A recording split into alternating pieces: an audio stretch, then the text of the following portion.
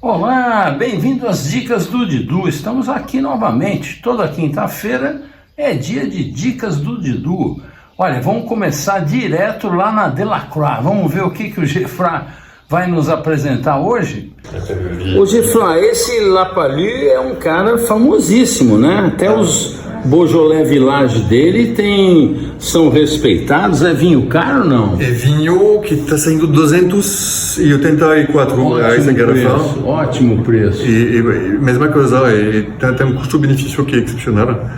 É um dos produtores mais aclamados na região ia falar da Borgonha, mas do Beaujolais. É verdade. Sul da Borgonha. Exatamente. E uma região belíssima, por sinal. Lindíssimo. Aqui são vinhas velhas que têm entre 70 e 80 anos de idade. E isso quebra completamente o clichê que temos do Beaujolais, que é um vinho que tem que beber jovem, que claro, é pouco complexo, uma vinha dessa. Somente fruta, não, isso é um vinho que realmente tem uma complexidade fantástica. E inclusive sugere guarda, né? Porque tem estrutura. Pouca gente acha que o Beaujolais é de guarda, mas os villages de classe, como é esse aqui, e os crus de Beaujolais podem evoluir muito bem. Muito bem, exatamente. Aliás, podem não, evoluem muito bem. Você tem que guardar direito. Exatamente. Ô Geoffroy, e as harmonizações você iria do quê? Aqui acho que tem várias coisas que tem tudo a charcutaria que funciona super bem como um Beaujolais. Tem outro dia em Paris eu provei esse vinho como lièvre à la royale. Como é que é isso? E sabe o prato super famoso que está no Tour d'Argent, que é feito com pato. Sim. E você pensa caneton pressé. Faz a mesma coisa, mas como o lebre. Tá. Com a lebre? E vai foie gras, vai trufa, é uma coisa espetacular. E isso diretamente como um Beaujolais Village mais velho, mais evoluído, que vai começar a ter essa coisa de trufa. E é espetacular. Vai ter um prato desse aqui no bistrô? Vamos para toda a gastronomia francesa. Eu vou vir conferir, hein? Olha a dica. Esse quanto tá, então? Está 274. 274. Merci beaucoup. Muito bom, né? Sempre dicas boas. Olha, sugiro você frequentar lá, porque agora, com aquele wine bar que ele tem lá, comidinha, ó o carrilhão. Falei do wine bar da Delacroix, o carrilhão já... vale a pena, viu? Tô pondo o endereço aí para vocês. E sempre vinhos a preço de loja, serviço sensacional, comida boa, é um show. Bom, vamos ver na World Wine, que tem sempre um portfólio de orgânicos, biodinâmicos e naturais. O que nós temos lá? Olá! Olha, eu queria indicar hoje para você essa maravilha do Mariana, lá do Rossim, um vinho regional alentejano, 60% de touriga e 40% de aragonês. Um vinho que tem o talento do Pedro Ribeiro, que é um dos pioneiros na coisa da sustentabilidade lá no Alentejo. Você sabe que o Alentejo hoje é uma região fenomenal, né? Eles têm um pioneirismo lá em Portugal com um trabalho sustentável da associação. São vários produtores hoje engajados na coisa do meio ambiente. Muito bacana. E o Pedro sempre esteve lá nas feiras naturebas, é um cara muito dedicado, tem uma linha enorme de grandes vinhos lá no Rossim. Esse Mariana se chama Mariana, eu achei legal porque é uma homenagem, olha, eu vou até ler o que está aqui no rótulo para vocês. Dos terraços da adega do Rossim, vê-se ao fundo a torre do Castelo de Beja, lembrando Mariana Alcoforado, a freira enclausurada escrevendo ao seu amado. Sabe que é um grande sucesso literário essa freira no século XVII, que se apaixonou por um soldado francês, e ela escreveu umas cartas para ele que depois vieram a ser conhecidas. Olha que espetáculo, é um clássico da literatura. Olha só uma frase do livro dela: só conheci bem o excesso do meu amor quando quis fazer todos os esforços para me curar dele. Olha, minha sugestão, compre o livro Cartas Portuguesas e tome um Mariana refrescadinho. Que tal? Gostaram da dica? Lá na World Wine. Saúde! Bom, o Felipe me escreveu dizendo o seguinte: Didu, o que faz um vinho ser longevo como os grandes Barolos e os grandes ícones de Bordeaux e da Borgonha, que se tornam obras-primas com o passar dos anos? A longevidade está relacionada às características próprias da uva e do terroir, ou se trata de uma característica definida pelo enólogo durante o processo de elaboração do vinho? Bom, Felipe, são várias coisas, né? Um vinho, para ser longevo, o vinho normalmente tem 3 pilares, que é o tanino, a acidez e o álcool. Quando esses 3 pilares estão em equilíbrio, o vinho é sempre muito gostoso, independente de ter muito ou pouco álcool, muito ou pouco tanino, muito ou pouca acidez. Eles estando equilibrados é sempre muito agradável de beber, de degustar. Agora, em termos de vida longa, de vida útil, os 2 pilares são a acidez e os taninos, que eles vão mudando. Os taninos, se você olhar num microscópio, ele é pontiagudo. Com o tempo ele vai se polimerizando, que é o que a gente diz, igual pedra rolada em rio, vai batendo tanto que vai ficando arredondada, vai polimerizando, até que o vinho fica bastante macio na sua evolução. Se você tem taninos de qualidade bem presentes e uma acidez alta, esse vinho tem mais chance de ir longe e melhorando do que outros. Esse é um ponto. O outro ponto certamente é o terroir. Você citou aí 3 lugares privilegiados, né? Falar de Barolo, lá do Piemonte, falar de Bordeaux, falar de Borgonha, são 3 lugares ícones. Existem vários outros, mas você deu 3 exemplos de terroirs privilegiados. E o que é isso? São terrenos próprios. Hoje o ser humano quer manipular toda a natureza e quer plantar uva em todo lugar, onde até não estaria com aptidão para isso.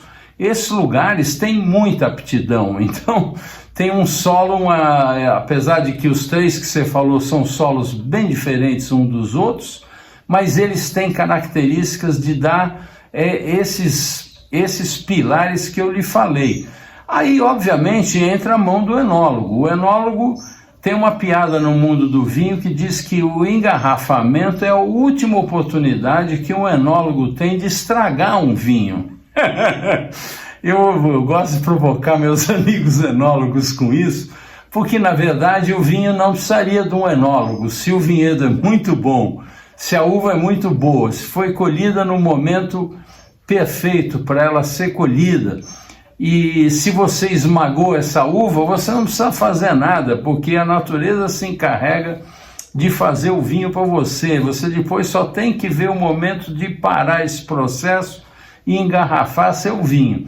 Mas é óbvio que os enólogos estão fazendo maravilhas. Veja o caso aí do Alejandro Cardoso, o meu amigo da EBV, fazendo maravilhas aí, com o Sabina ganhando prêmios, e vinificou 10 parcelas diferentes do Sabina, que ganhou agora Descorteados. Imagina, melhor vinho brasileiro, um Syrah vinificado em 10 parcelas distintas. Ou seja, se não tem o enólogo, você não teria esse vinho. Então, obviamente, o enólogo faz uma diferença muito grande, e ele sabendo extrair, colhendo no momento correto. Se você colhe muito maduro, esse vinho vai ter desequilíbrio alcoólico, vai ter muito açúcar, essa coisa toda. O assunto é longo, por isso existe universidade para isso. Mas então, na verdade, a resposta da sua pergunta é tudo isso junto, tá certo? Então, espero que você tenha paciência para guardar os seus Bordeaux, seus Barolos, os seus Burgões e até outros vinhos que merecem arriscar a longevidade, tá certo? Eu gosto mais de taninos polimerizados, como é o meu caso. Eu já estou numa idade de taninos bastante polimerizados. Daqui a pouco vou ser um vinho decrépito, certamente. Bom, vamos em frente. Um outro Felipe, que não é o da pergunta anterior, me pergunta: Didu, que tal comentar os bons vinhos verdes que temos no Brasil? Os de melhor relação custo-benefício. Abração. Felipe, eu sou grande fã dos vinhos verdes. Acho que os vinhos verdes, apesar do grande trabalho que fazem, precisa trabalhar mais no mercado brasileiro, porque é um vinho talhado para o nosso mercado, para o nosso litoral, para o verão, para as comidas de praia que nós temos e até para outras comidas. Um vinhão, por exemplo, que é o tinto deles, bem rascante, com tanino alto, acidez alta e álcool baixo, é um vinho perfeito para o nosso tutu de feijão. Experimente isso um dia e depois você me conta. Sou grande fã dos vinhos verdes, estive lá no Vasco Croft no final do ano passado, vocês devem ter acompanhado, até divulguei aqui também. Enfim, grande fã, e eles têm uma variedade enorme. Existe uma grande discussão, Felipe, a respeito do nome vinho verde. Se é porque o vinho é verde, se é porque o visual da região, que é muito verde, ali a região norte lá de Portugal, é bastante verde aquela vegetação, o Minho todo, mas na verdade a alternativa que eu acho mais plausível é que o vinho era vendido com uma maturação verde, ele não estava totalmente maduro e por isso que ele acabava dando uma pequena refermentada, ou a malolate que acontecia dentro da garrafa, que gerava aquela agulha que eles chamam, que é um pétillant, que eu achava extraordinário. Isso hoje não existe mais, é raríssimo você encontrar um vinho verde como era feito antigamente e que gerasse essas pequenas borbulhas. Hoje, na verdade, o que fazem é acrescentar gás carbônico. Você pega aí o Casal Garcia, por exemplo, milhões de garrafas, um vinho bastante popular e muito bem feito, da Aveleda, um dos lugares mais bonitos que eu já tive na minha vida. E esse gás é acrescentado. Eu acho que eles nunca deveriam perder isso, porque é um diferencial. Vinho branco fresco e jovem você tem no mundo inteiro. O vinho verde é o único que tinha agulha, então não podia perder isso. Mas de qualquer forma, ainda existe uma coisa ou outra. Esse vinho, o vinhão que eu falo, que eu já falei aqui várias vezes, que é servido na tigela inclusive, porque ele mancha a louça com a sua intensidade de cor do vinhão. Vinhão é o solzão, lá no Douro chama solzão, né? No Minho chama vinhão. Eu adoro vinhão, inclusive com o bacalhau gorduroso, é uma delícia, viu? E, enfim, existem várias castas, né? Tem o Alvarinho, que é uma casta longeva, como é um Riesling, que não tem nada a ver com esse vinho com agulha, né? O vinho com agulha são de outras castas. E o Alvarinho é um vinho, outra coisa, estão todos na mesma denominação, vinho verde, mas são vinhos muito distintos. Então precisa conhecer melhor a região e os produtores, visitar sempre os sites para conhecer isso tudo. Você tem também o Arinto, que é uma uva maravilhosa, existem grandes vinhos de Arinto. O Avesso, o Loureiro, outra casta que tomei cada loureiro. O Vasco Croft faz um loureiro maravilhoso. Azal, Trajadura, Vinhão, Espadeiro, Borraçal, Alvarelhão. O Vasco tem um alvarelhão bárbaro. Amaral, enfim. E lá tem uma coisa interessante que no passado ainda encontra-se aqui ou ali algumas vinhas que eles chamam de bordadura. Por quê? As propriedades eram pequenas e a pessoa cultivava, criava suas galinhas, os porcos, e cultivava uma couve, uns nabos, enfim, rabanetes e alface, na sua propriedade e em volta eram plantadas árvores e as vinhas subiam nas árvores. Isso é chamado sistema de bordadura. E depois as pessoas, para colher, subiam em árvores. Olha que interessante. É um negócio fenomenal isso. É uma pena que isso hoje é coisa do passado, virou uma curiosidade, mas ainda se encontra uma ou outra. Bom, algumas sugestões que eu vou colocar aqui para você, o Felipe, que eu provei recentemente, mas eu acho que você deveria também arriscar, viu? Porque os supermercados hoje, com esse trabalho que a Vini Portugal faz junto aos supermercados no Brasil tem mais de 400 mil pontos de venda, não sei se vocês sabem, e eles são responsáveis pela maioria da venda de vinhos no Brasil, são os supermercados. Muitos deles importam diretamente de produtores vinhos só para eles, só para a sua cadeia de lojas. Então, merece você arriscar e conhecer, porque uma agulha no palheiro é sempre possível de se encontrar nesses vinhos. Os que eu tenho provado recentemente e que eu recomendo, vou listar para você a seguir.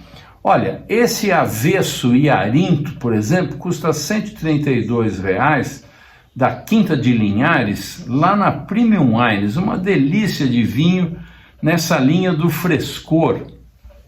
Também o Alvarinho Trajadura, esse já é um vinho que você pode guardar, que ele vai evoluir, vai modificar de uma forma muito sedutora.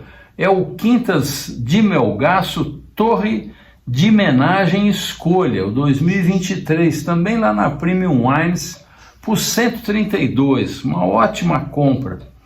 A Mistral tem o Passo do Teixeiró branco, que é uma preciosidade, Avesso com Loureiro, um belíssimo vinho, R$200. Você tem também o Soalheiro é uma compra certa, sem erro, um grande nome lá do vinho verde. Esse é um Alvarinho 100%, R$313. O mesmo soalheiro, o soalheiro é praticamente biodinâmico hoje, né? Ele tem cuidados, fermentação espontânea, é um show de produtor. Esse rosé dele, que não é barato, 313, é Alvarinho com Pinot Noir. Recomendo que você experimente, porque é de uma classe, um vinho fenomenal, viu? A 20 tem outro campeão de vendas, ó, o carrilhão aí, que é o Palácio da Brejoeira. O Palácio da Brejoeira está R$ 413,00.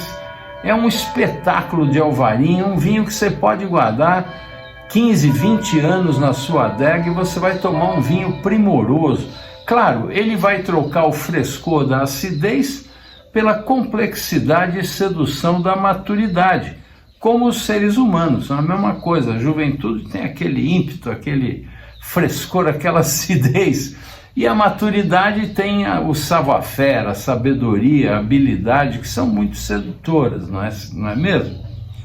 Bom, você tem os vinhos da Afros, lá do Vasco Croft, você encontra na cela, mas eu fui separar aqui para vocês algumas sugestões e estão todos indisponíveis, devem estar aguardando a chegada do container, porque quando eu estive lá, o Vasco tinha acabado de fazer uma venda bastante grande para eles, com uma variedade enorme, e eu sugiro a você que acompanhe o site da Cela, mas tinha lá à venda o Alvarelhão, que eu falei para vocês, custa R$ 419,00.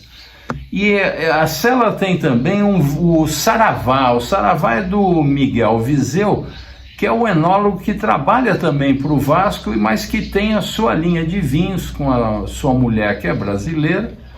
O Miguel é um show de pessoa, ele faz esse Saravá, que é de Loureiro, um espetáculo de vinho, R$ 238,00.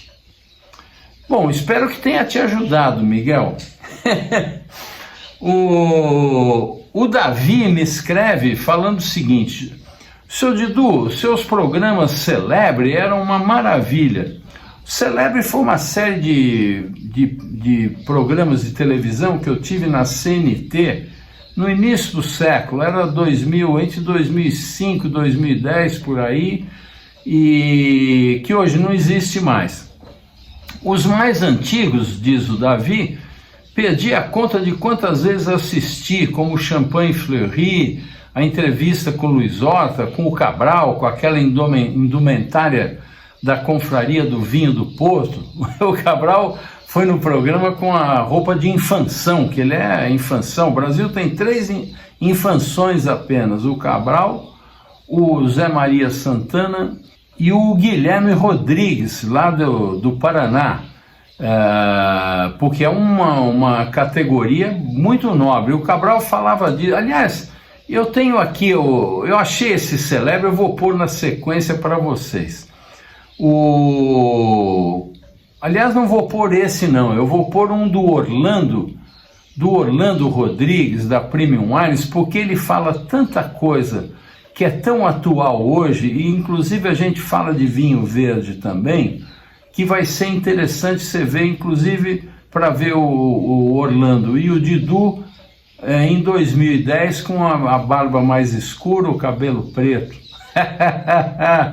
Muito bom. Bom, enfim, continuando, o Davi fala, eu busquei a playlist desses programas e não achei, uma pena. Caso não haja mesmo a playlist, seria muito bom o senhor fazer, se o tempo assim lhe permitir, obviamente. É apenas uma sugestão de alguém que gosta do seu trabalho sobre vinhos e que aprendeu muito no curso gratuito Aprendiz de Sommelier. Obrigado, Davi.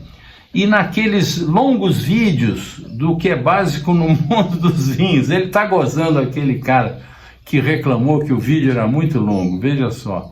Bom, Davi, eu peço desculpas, eu na verdade deveria, eu não tenho isso tudo. Eu outro dia procurei alguns programas que eu não achei.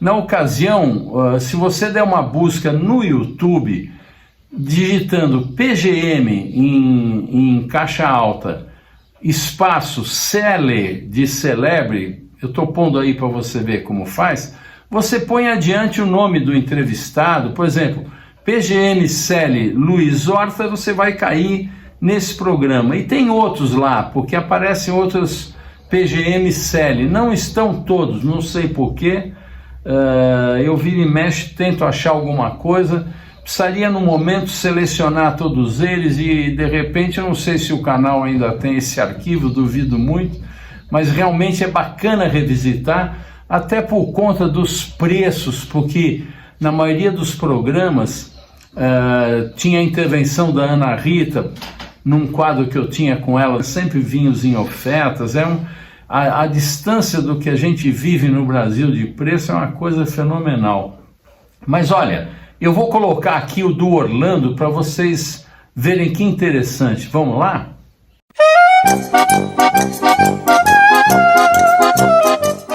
Orlando, nós estamos continuando aqui o papo da semana passada, para o telespectador, nós estamos no mesmo dia. E eu queria já começar com o seguinte, você falou em 300 rótulos, estão muito bem focados. Eu queria falar do vinho uruguaio, que é tão desprestigiado pelo brasileiro, erradamente, na minha opinião. Nós estamos aqui na churrascaria do meu amigo Jorge, o Vento Aragano, que é um lugar excelente. Ele tem Tanás, ele é um cara que soube montar uma cata, teve bons sommeliers, mas eu acho isso tão raro hoje. Eu não conheço vinho melhor para uma carne sangrando do que um Taná, porque aquela, você sabe tão bem ou melhor do que eu, que o tanino do vinho serve para a proteína da comida, não é verdade? Como a acidez serve para a gordura. Aí que está o segredo da harmonização. E o brasileiro não pede Taná, ele toma Malbec, que é um vinho adocicado, um vinho...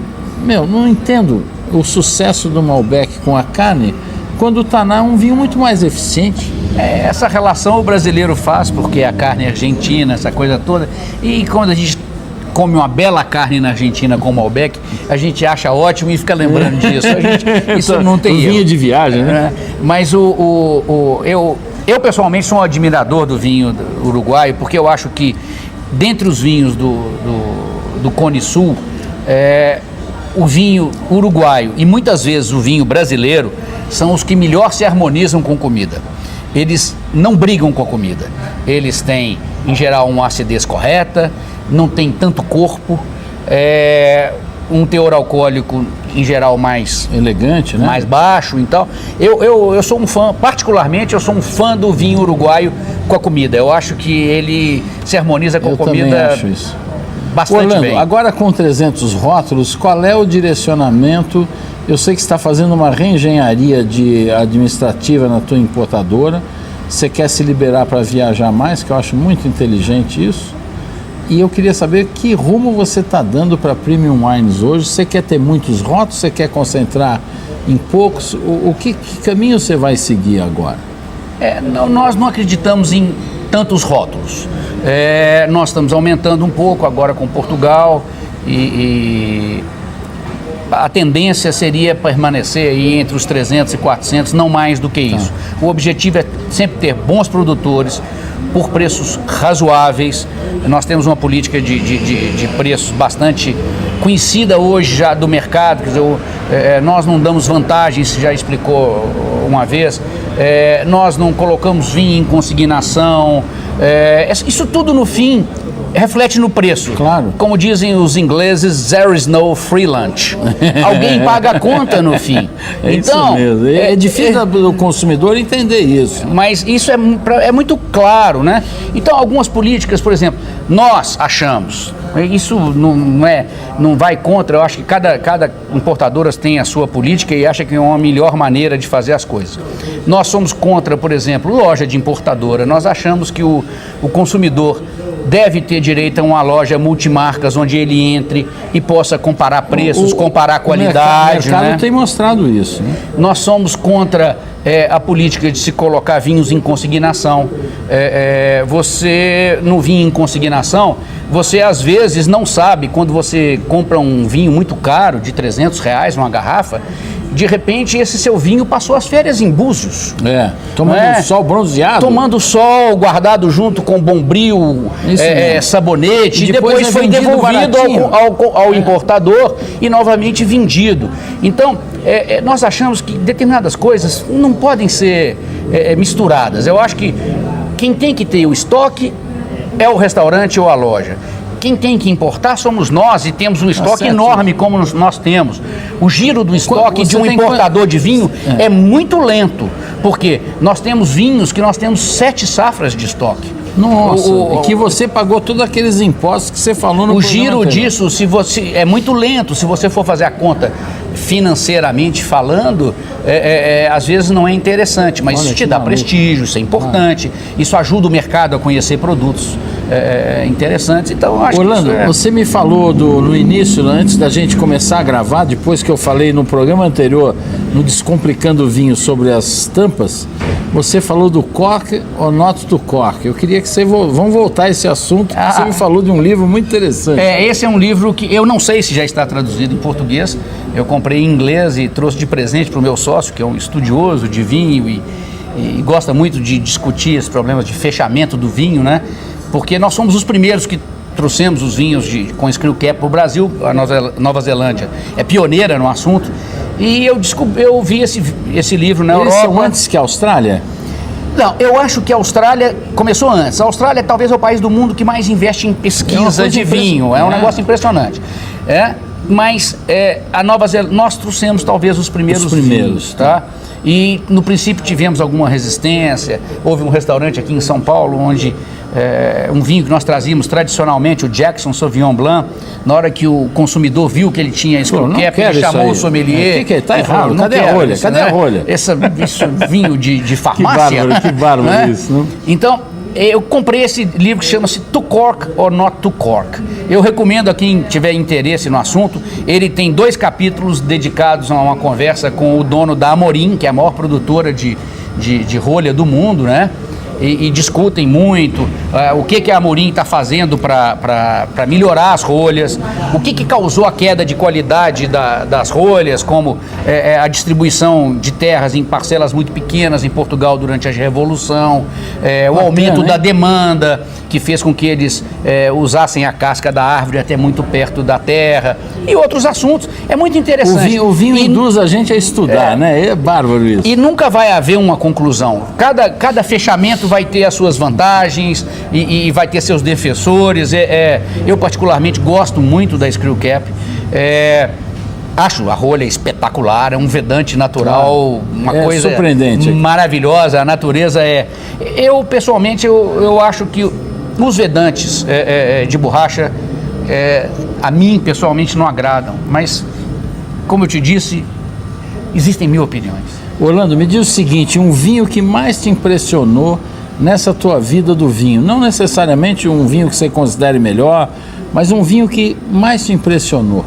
O vinho que mais me impressionou na minha vida foi numa degustação na casa de um amigo em Belo Horizonte, meu sócio, meu compadre. Que é um craque no vinho? Não, o sócio não é outra empresa. É da outra empresa, tá? Pensei que era o Rodrigo. Ele serviu às cegas um Montrachet do Romanée Conti. Nossa. Que foi o vinho que mais me encantou na vida até aquele momento. Foi uma coisa tão diferente e eu, como a maioria dos brasileiros, a gente tem essa tendência a gostar muito de vinho tinto. Hoje, cada vez eu gosto mais de branco. Eu gosto de cozinhar e cada vez mais eu descubro que o branco é mais versátil, acompanha mais pratos, não é? Então, esse vinho nesse dia me impressionou. É uma coisa que se tivesse talvez uma taça daquelas pretas, você acharia algumas pessoas iam achar que era um tinto. E iam achar que era um vinho tinto. Uma coisa muita impressionante. Estrutura, impressionante. Muito impressionante. Soberbo mesmo, muito soberbo. Orlando, me conta o seguinte, essa coisa da comunicação, que eu sou um grande crítico, que eu acho que o vinho se comunica mal, além de ser mal organizado associativamente, nós presenciamos isso nessa viagem agora, e aliás te parabenizo de estar trazendo o Linhares, que eu te cortei no último programa, que estava estourando o nosso tempo, e eu fiquei abismado com o padrão de qualidade da Quinta do Linhares, daquele enólogo Antônio Souza, se não me engano, que é um gênio. Esse cara, para anotar o nome, ele vai despontar certamente em Portugal. E eu queria te perguntar o seguinte, você não acha que essa coisa, o vinho verde é um exemplo claro disso? Um pouquinho mais de comunicação, até eles lá, hein? Com aquela coisa do tinto verde que, você não sabe, depois de Belo Horizonte, estive com eles em Curitiba, se repetiu a mesma coisa. O pessoal adorou o vinho, todo mundo falou, poxa, um vinho puro, autêntico, diferente. Quer dizer, você não acha que falta muita comunicação no vinho? Sem dúvida. Eu acho que, eu já te contei esse caso uma vez, eu estava com o Fábio Miolo, da Miolo, em Belo Horizonte, e nós passamos, na época tinha uma propaganda de pizza com Guaraná, e que eu falei, olha, nós precisamos nos unir, nós precisamos de trabalhar em cima disso, né? E na realidade, a gente não se entende no Brasil. Era muito importante que a gente levasse o vinho para o boteco. Os restaurantes hoje no Brasil, olha, o Brasil tem uma qualidade de serviço do vinho excepcional. Excepcional. Em qualquer lugar do mundo que você for, as taças aqui são muito boas, as listas de vinho são muito boas. Nós precisamos levar o vinho para o boteco, que é onde o brasileiro bebe no fim da tarde. E aí é o lugar para o vinho verde. Puxa, não é? No fim do dia, um vinho fresco, ou um vinho rosé, não é? E com certeza é bom para todo mundo, para quem toma, porque não vai encher a barriga com aquela cervejada toda, para o garçom que vai ter um 10% maior, para o dono do restaurante, porque como a pessoa não toma tanta cerveja, toma menos líquido, a pessoa vai comer melhor. Até para o pessoal da limpeza, que o banheiro fica menos sufocado, né? Exatamente. É isso mesmo. Agora me conta o seguinte, a Premium hoje tem uma política associativa em relação ao trabalho dos importadores junto ao governo para pressionar, reduzir impostos, essa coisa do vinho não ser considerado complemento alimentar e ser tratado como uma arma de fogo, pagar impostos absurdos de supérfluo? Nós somos associados a uma associação que é a BBA, mas infelizmente nós temos duas associações dos importadores e existe uma dissociação muito grande do trabalho dos importadores com o trabalho dos produtores nacionais, onde chegou a se defender, ainda existe gente defendendo a colocação de selos, como se coloca ainda no uísque, né? Isso está em discussão. Isso é um absurdo. Quem falsifica ou quem faz contrabando falsifica um selo e coloca o selo. Isso a gente vê no uísque há muitos anos. Sempre fizeram. E isso só vai impedir que no Brasil entrem os vinhos de boa qualidade, porque o produtor que produz enormes quantidades, para ele colocar aquele selo na linha de engarrafamento dele não faz a menor diferença. Mas para um pequeno produtor no interior da França, no interior de Portugal, no interior da Itália, a maioria deles, às vezes nós temos que entrar na fila para poder conseguir pequenas quantidades. Ele vai dizer para nós: olha, sinto muito, isso eu não vou colocar. Tô fora, né? Eu não, né? E hoje, as pessoas às vezes não acreditam, mas, por exemplo, nós importamos o Clos de Pape, que foi escolhido pela Wine Spectator há 2 anos atrás, como o melhor vinho do mundo, de Châteauneuf du Pape. Recebemos um e-mail dele essa semana. A nossa pobre cota de 35 caixas por ano foi diminuída para 25, tendo em vista que a safra desse ano foi muito pequena. E porque não tem o selo também. Mas não. Então, esses produtores pequenos e que têm qualidade, tem quantidades colocadas no mundo inteiro, eles não precisam do Brasil. Eles querem entrar no Brasil. Hoje todo mundo quer entrar no Brasil, tá? Você sentiu isso lá em Portugal. Nós hoje somos tratados de uma maneira muito interessante. Eles às vezes têm até uma visão um pouco otimista demais, do mercado brasileiro, né? Mas essas pessoas, eles têm um mercado. Se eles não colocarem no mercado brasileiro, eles colocam em outro mercado. Claro. Então, é muito importante que todo mundo se unisse. Nós temos que crescer o mercado do vinho e não ficar brigando por pequenas fatias. Você vai trazer o Dona Paterna ou não? Essa é uma coisa a ser resolvida na próxima semana. Eu estou achando que eu vou trazer. O programa vai para o ar, você já vai ter essa definição. Você me avisa que eu ponho na legenda aqui. Porque eu vou te dizer, nós adoramos aqui. Foi o cara mais burgonha que eu tomei em Portugal. Aquele cara é um burgonhês. A sala de degustação é na cozinha. A dúvida... Uma parte da adega é na adega garagem. É na garagem, é um vão de garagem. Que autêntico. É uma definição que nós temos que tomar, porque trazer 2 vinhos da região difícil, do vinho verde é um pouco complicado. Mas as características são tão diferentes, que talvez mesmo justifique. Que legal. Orlando, olha, eu quero te agradecer de coração, foi um encontro muito construtivo, agradecer aqui o Celebre que você nos ofereceu e desejar um grande ano. Nós estamos começando aqui, o programa está indo ao ar no início de 2010, desejar um grande ano para a Premium Wines, torcer para que os impostos caiam e que mais brasileiros consumam vinho. Você acredita em Papai Noel? Saúde, meu amigo. Obrigado, hein? Olha, gente, podemos até ficar sem beber, mas beber mal jamais, hein?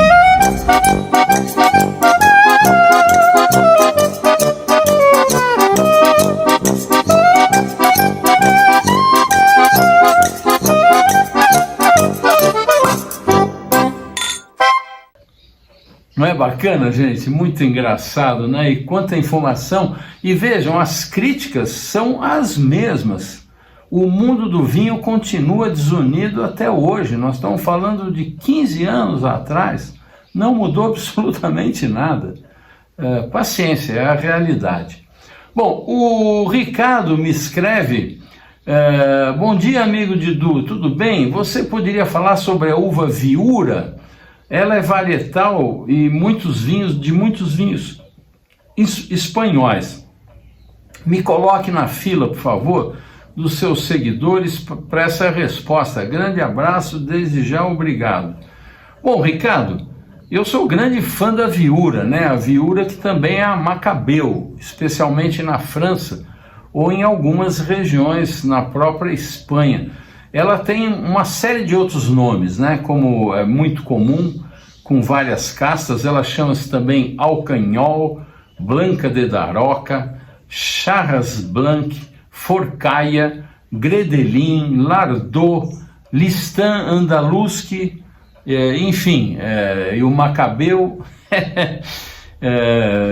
vários nomes. Isso é muito comum, né? Especialmente nos países ibéricos. E ela é considerada uma autóctona da Rioja. ela origina tanto vinhos tranquilos como doces e como os espumantes, os cavas. Os cavas, como o champanhe, a gente deve falar no masculino. O vinho cava, e não é a cava. Muita gente fala, vamos tomar uma cava. Não, vamos tomar um cava, é no masculino. É bobagem, né? Toma cava e não aborreça.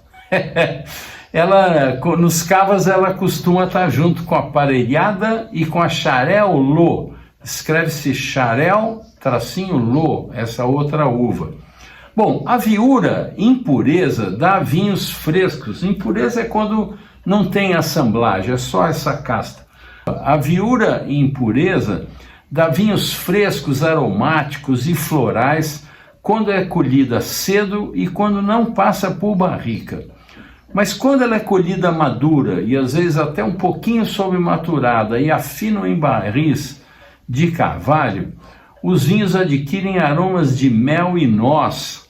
E quando são evoluídos, então, porque muitos fazem uma criança, que eles chamam, que é o afinamento em barricas, e nesse caso são mais americanas do que francesas, ela fica um espetáculo, mostra aromas florais de amêndoas, biscoito, maçã madura, especiarias doces, canela, enfim, um show. Um dos melhores vinhos que eu provei na vida é 90% viura com 10% de malvasia.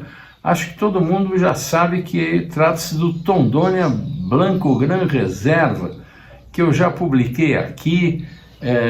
Enfim, já mostramos o vídeo, tem degustação com Ciro Lila, tomando esses vinhos e tal, um show, um vinho de sonhos complexo e evoluído, que só vem ao mercado depois de 10 anos de afinamento em barrica, gente, pode imaginar, uma coisa impressionante.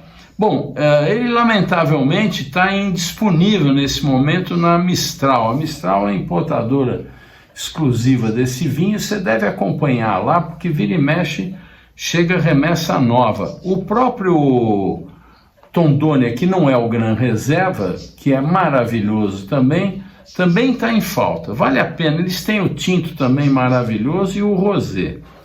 Bom, a Mistral tem lá o Vinha Bojanda Blanco 2019 a R$ 147. Esse é um Viura 100% que é jovem, não é desses de afinamento em barrica, que é o caso também do Posadas Vieira Viura Blanco 2021 do Martínez Bujanda, R$ 84,69, uma belíssima compra para quem quer conhecer um Viura e não gastar muito. Na linha dos evoluídos, maduros, lá na World Wine você tem o Banhos Blanco de Viura, um vinho de R$ 1.199, não é barato, mas olha, um espetáculo de experiência conhecer um Viura maduro e evoluído. Você tem na Premium Wines, também na linha dos Viura fresco, a R$ 157, esse Finca Valdeguinha Blanco Jovem 2021, um espetáculo, um produtor sensacional. Você tem na 20 o Cune Blanco, que é um produtor fenomenal, né? O Cune Blanco 2020 custa R$ 181, também na linha do Viura fresco. Tá certo? Espero ter ajudado. Bom, o Luiz me escreve falando o seguinte: Didu, se for possível, eu gostaria de dicas de qual vinho comprar na Sérvia. Meu filho tem ido a trabalho para lá e gostaria de saber. Eu até respondi para o Luiz Fernando que eu não tinha conhecimento para responder isso para ele. Sugiro até que ele peça para o filho dele, se tiver tempo nas suas viagens comerciais, de visitar um lojista dedicado ao vinho e se informar especialmente de produtores que priorizam uvas locais e nos dê essas dicas e de repente descobrir algum que venha para o Brasil.